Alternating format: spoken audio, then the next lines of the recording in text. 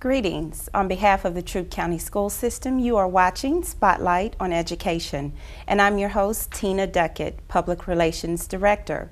You are going to learn phenomenal information about Troup County Schools, our programs, our students, and our staff, the wonderful accomplishments that take place in our schools every day. And today joining me is Carla Fagg.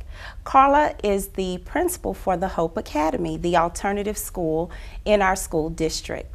Thank you, Carla, for joining us. Thank you, Ms. Duckett. We are so glad you're here. Thank you. I look forward to the opportunity in sharing about the Hope Academy. Yes, and I know our viewers are excited about that, but before we launch into the deep about the Hope Academy and learn more about that particular school, would you tell us about your experience in education? Sure. I started my educational career at Valdosta State College. Major in speech and language pathology, and I worked in that area for several years.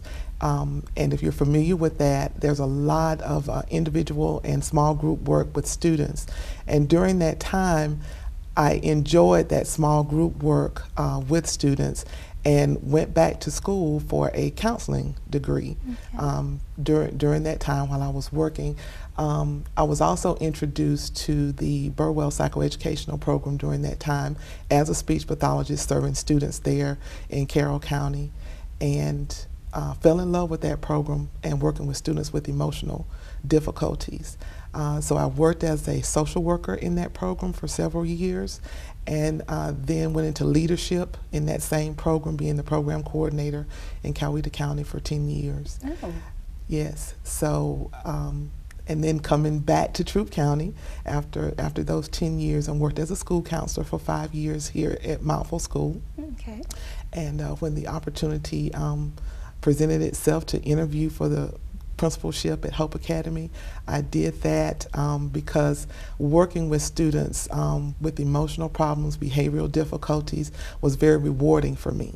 And I wanted to have another opportunity at that if I was able to. So I've been blessed to be able to be in a leadership position at the Hope Academy, and absolutely love working with the students, staff, and parents in serving the youth of Troup County.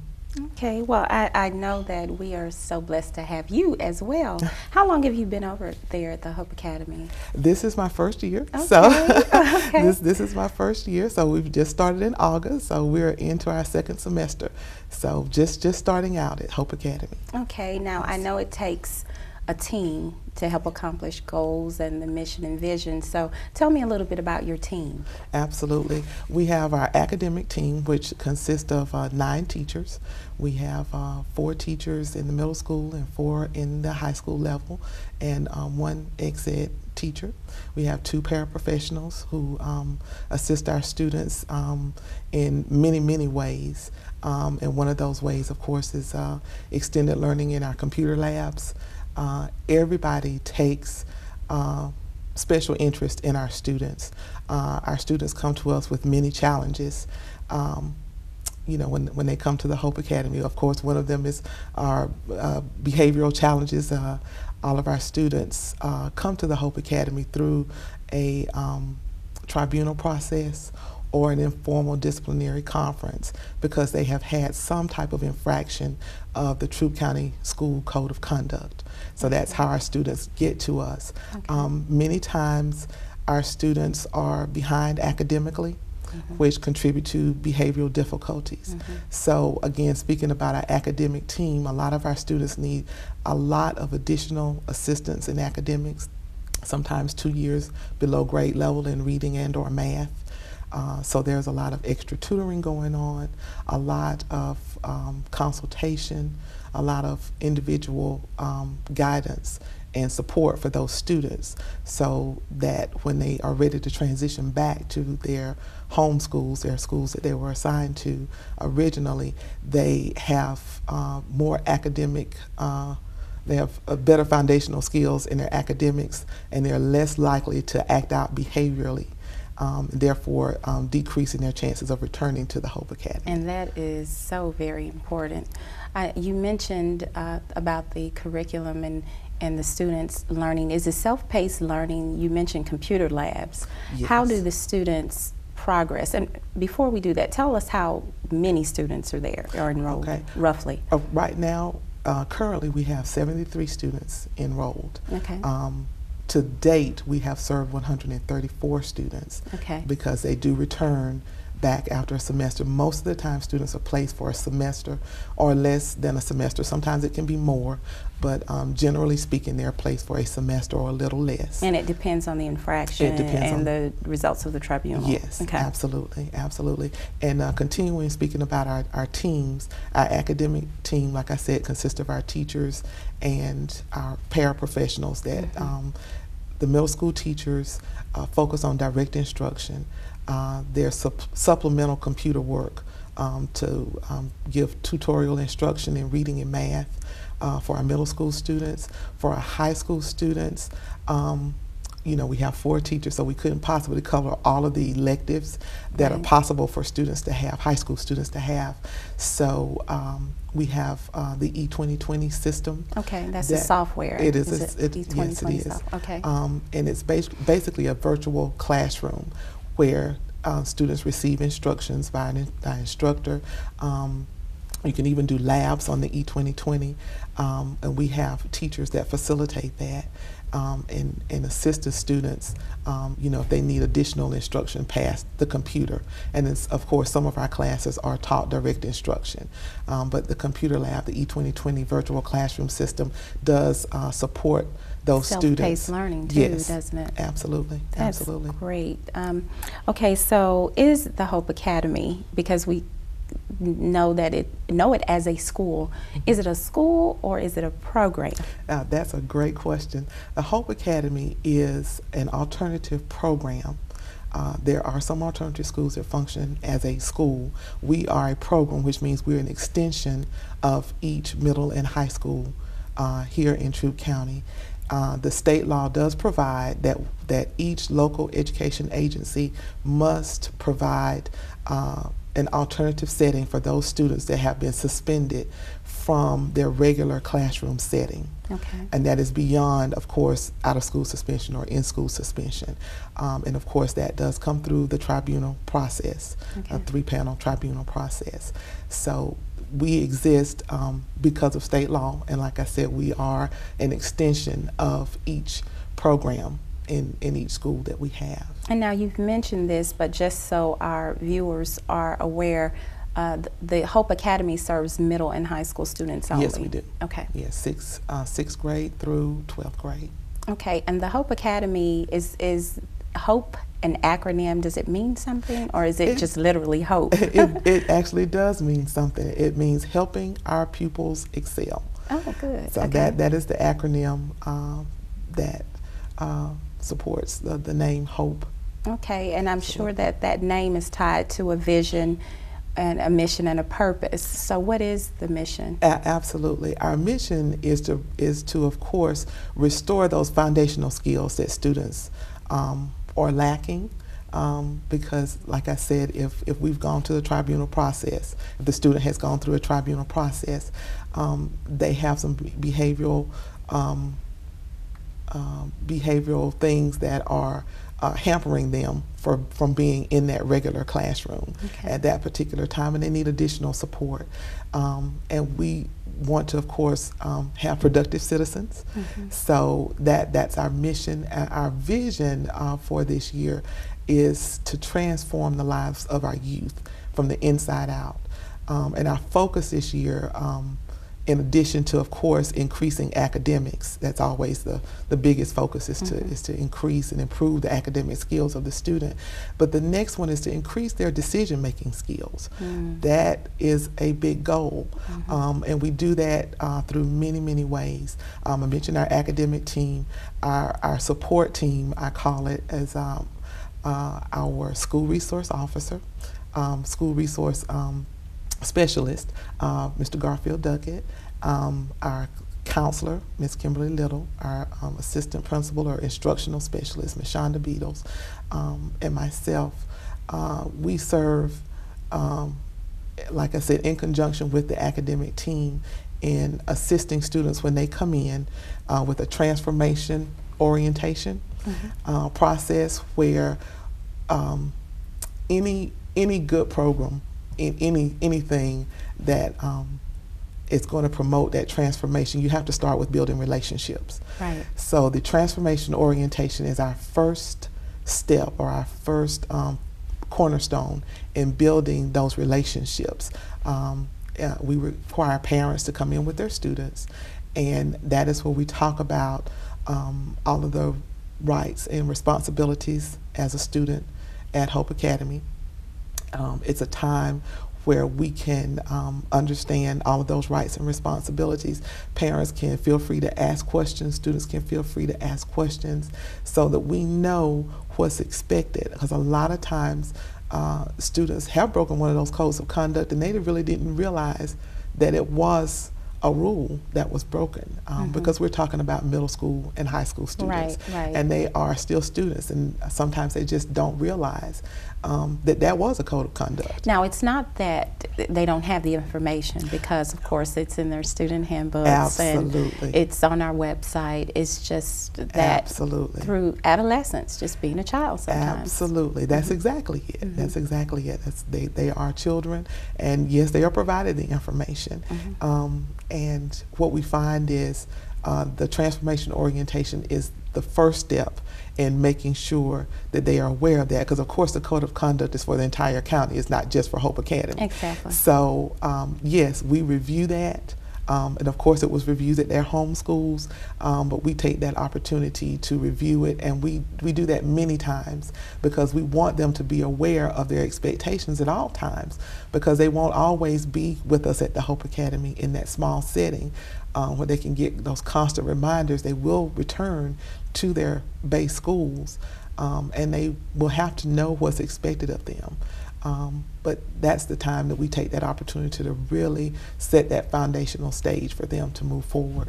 Okay, so tell us some of the goals of the school. I think you've mentioned some, but are there other goals that you'd like to share? We definitely want our students to be aware of careers that are available to them. We want them to be aware of resources in the community. Many of our students and families, and we really speak to our families, because a student doesn't exist in a bubble or by themselves. They exist, of course, in a family structure. And a lot of the challenges are beyond just educational needs. Just educational needs, exactly. So we want to make sure that they understand the resources and the social services that are available to them, whether it be counseling services or employment opportunities for the students and or the parents.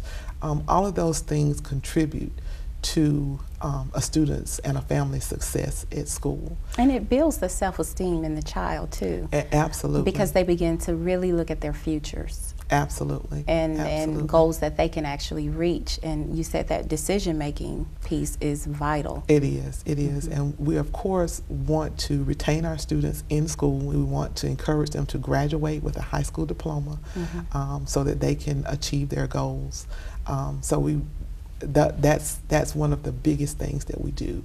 That's one of our biggest goals, is to let them know what their resources are in the community, and to focus on finishing school, graduating, so that they can further their career and be those productive citizens. Okay, so those are your goals, and what services or strategies do you utilize as a school to make sure that those goals are met? Absolutely. We have, like I said, the first thing is our orientation session, and from there we have, of course, guidance lessons with our counselor, in which she focuses on careers and decision making. Is it small group settings? It is a small group setting. We also do intervention classes with our school resource specialist, and we focus on of course, decision-making skills, life skills, understanding, drug awareness, and just how different decisions can impact your life. We reach out into the community and ask different community members to come in and be guest speakers. We have former students who have been successful that come in and serve as guest speakers. We have partners, of course, that come in and do different services for us as guest speakers, and serve as tutors and mentors for our students. Many times their stories, students don't realize that adults have been through many trials also, and right. it serves, it just really serves them well when adults can come in and tell their stories and the students can identify with them. Mr. Duckett brought in Reggie Dabbs last week, or well, just before spring break, and they really touched so many of the students to hear his story about how he sometimes felt depressed, as a lot of our students have those same feelings. Emotional, yes, have those same emotional setbacks sometimes, and to understand that that's what it is. It's something that you can get through. You can seek the proper assistance and let the people around you help you and support you, and you can get through that and move on to be successful. And not have to do it by yourself. That's key. Absolutely. And know that it's okay to ask for help, and it is okay to accept help. So our guest speakers that come in, that's a very powerful piece that helps our students to identify and move forward. Okay, well, tell us about, you mentioned partners, and I'm big on partners in education because I really believe it takes the community to help raise our children, that we are responsible for one another to some degree. Absolutely. So tell us about how the Partners in Education program impacts the Hope Academy. Absolutely, absolutely. Our partners are absolutely wonderful and very supportive.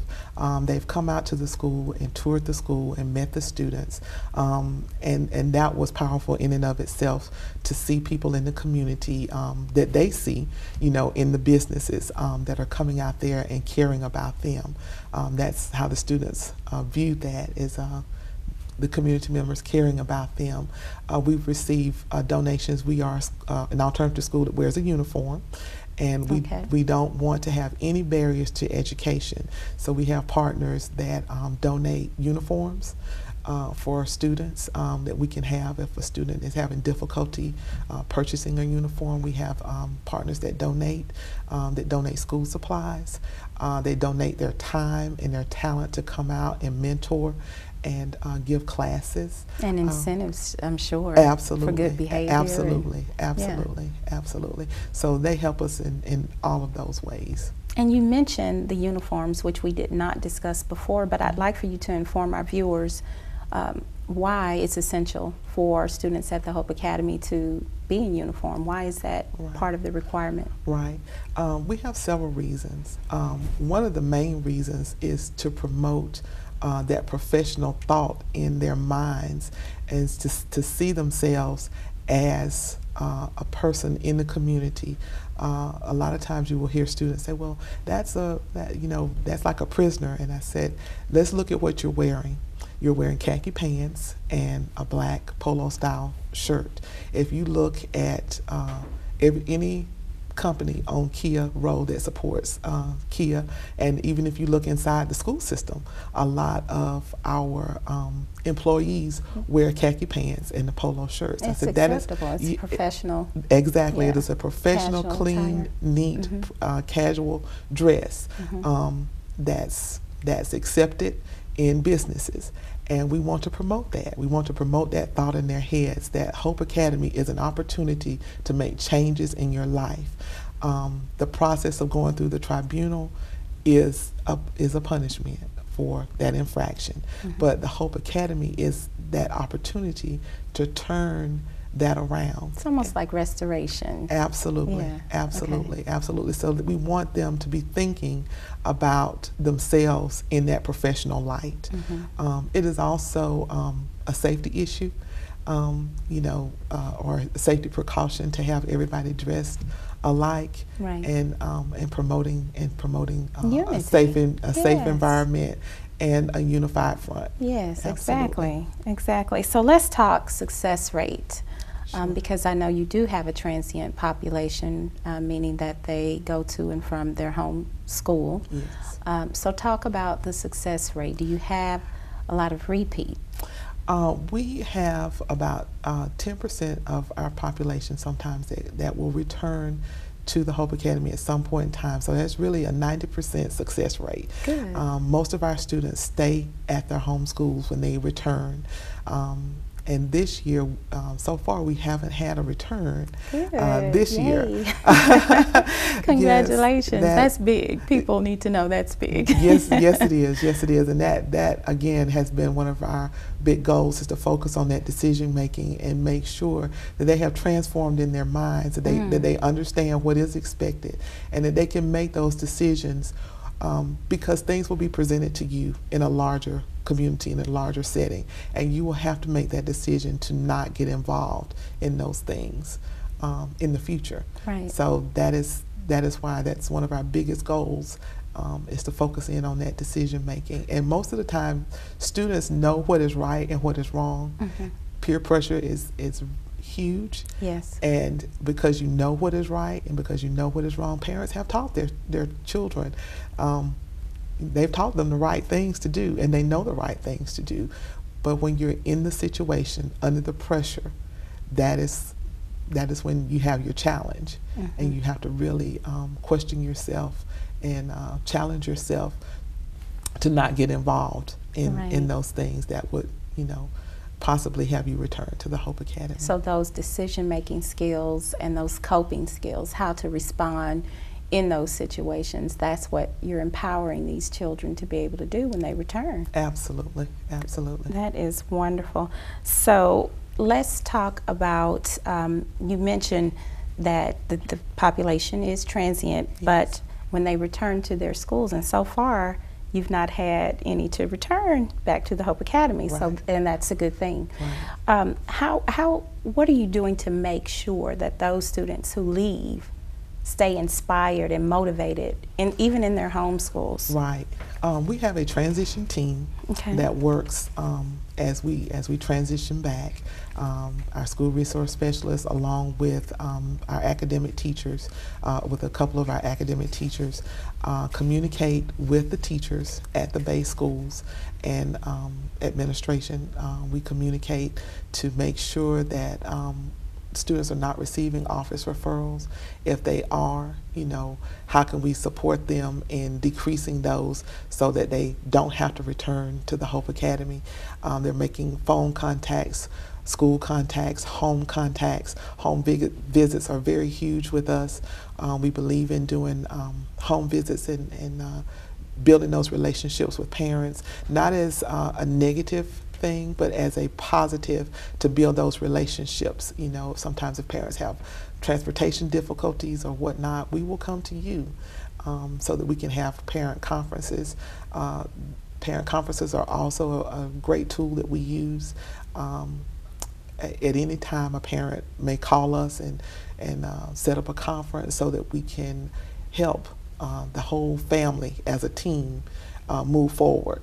And help support that young person in their decision making, so that they won't have to return. So that's all a part of the transition process. Good. Is to keep the lines of communication open with the students, with the base schools, and with the parents and community resources. Because if we've set up community resources for them to help support them, we want to keep that. And we are coming to a close, but I'd like for you to share some information about your end-of-year transition activities. Okay. All right. At the end of the school year, we, at the end of the semester, I will say, because that's when we transition, we have a program that usually the teachers and the parents, or the teachers and the students and the parents collaborate together and put together, and that's sort of like the celebration program. But before that, we have transitional meetings with administration before the students return back to their schools. Mm-hmm. And that is a time where we can sit down in an informal setting and we talk about the infraction that brought the student to the Hope Academy, and has that student participated in that infraction since they've been there? And hopefully that answer will be no. Yes, yes, yes. And if they have, when did it stop? Because no one's perfect, and sometimes we have to go through processes to learn. But through that process of sitting down with the administrator in an informal type setting, it helps the student realize that the school and the administration is ready to receive them back. Mm-hmm. It sort of reduces the fears and anxiety of the student when that administrative team is saying, we understand that you have made changes and we're ready to welcome you back. Yes. Is there anything that we can do as the receiving administration? Is there anything that we can do to make your transition smooth? Mm-hmm. And that sort of takes away some of the fears and anxiety that the student may have. And it just sets a nice smooth road for a transition. So that's a powerful piece that we've been doing to help students transition back. And then, of course, the celebration piece at the end is some type of a program that they have put together with their teachers to celebrate their success. Well, Carla, I really appreciate you joining us today. I really do. We have learned so much more about the Hope Academy, the programs, the goals, the different services and strategies. And Carla, if our viewers want to learn more about the Hope Academy, can they contact you, and what's the contact information? Absolutely. You can contact me via email, and that's faggka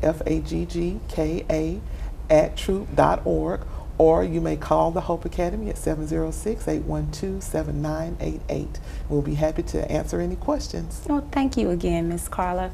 And thank you for watching today. Before I conclude today's program, I would like to congratulate Joreen Silcox, Franklin Forest teacher who was recently named the 2013 Teacher of the Year for the Troup County School System. So congratulations to Ms. Silcox of Franklin Forest Elementary School. And again, thank you, our viewers, for watching today. Until next time, make it a great day.